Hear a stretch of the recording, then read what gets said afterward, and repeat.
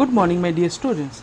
So we are again back in the video mode or on the online lecture mode because you all know that my board was not, it has been damaged, so I couldn't continue with that, but yet we are back again. We will be studying particularly the chapter.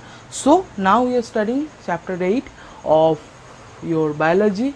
And what is the chapter? The chapter is human body, and today we will be studying about nervous system. So see, I am following this book. Okay, this is the cover of the book.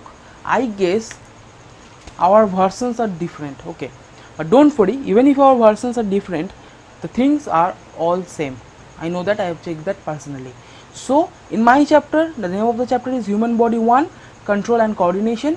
It may be in your body only human body or nervous system, all are same, don't worry about that.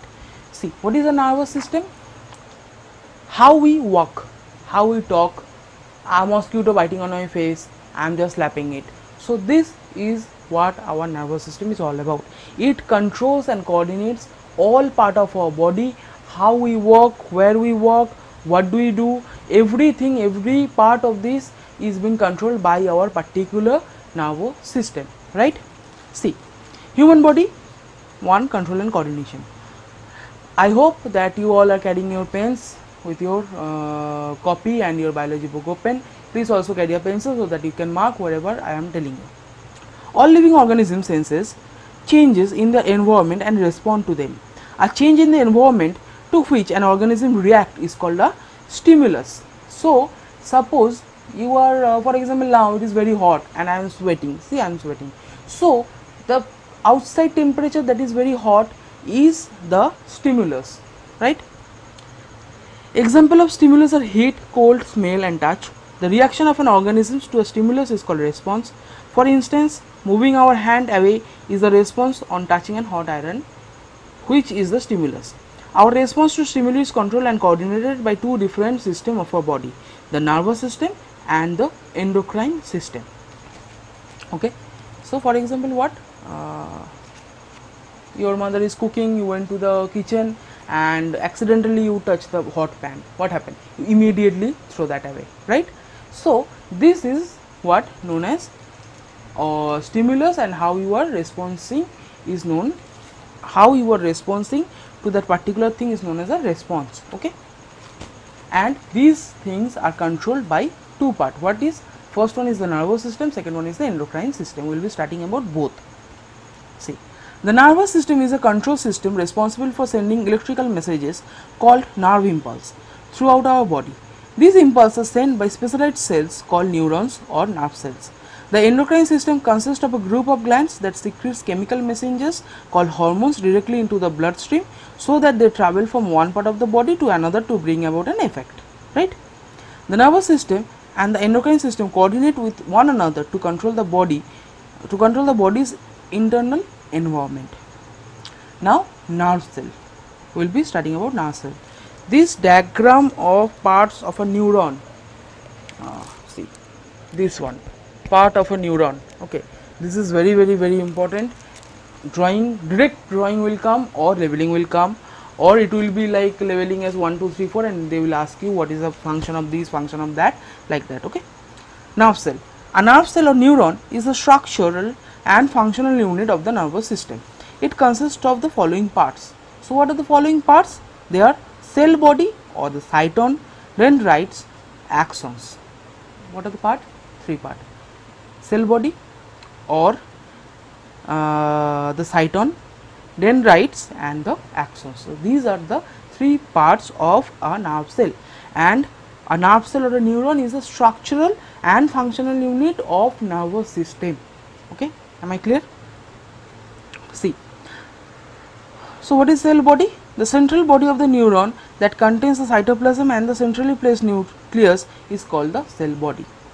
Dendrites, short cytoplasmic extensions called dendrons, arise from the cell body. They branch repeatedly and project outwards to form dendrites.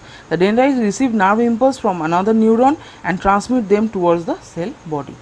Axon, the axon is a single long fiber that emerges from the cell body.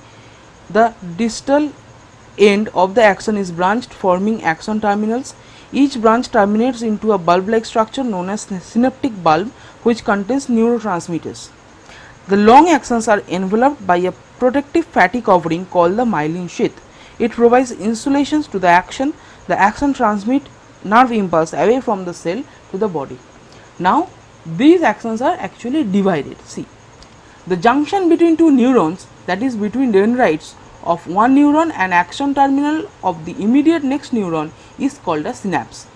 At the synapse, the neurotransmitter is released, which sets a new impulse in the dendrite of the next neuron. In a way, the nerve impulse is transmitted from one neuron to another in one direction only. Okay.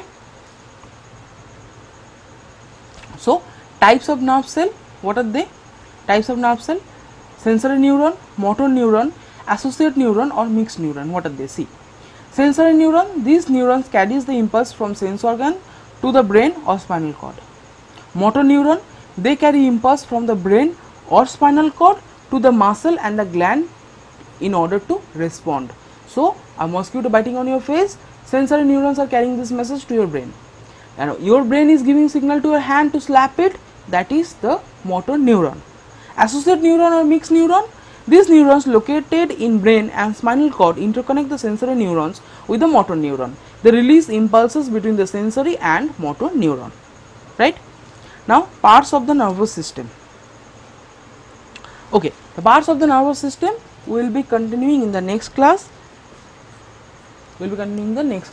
So before that, please understand what is nervous system, stimulus, response, type of nerve cell and the nerve cell itself. The type, that is cell body, dendrites, axon, synapse, these things please continue, please just understand it. So okay, so that we can move forward to this chapter.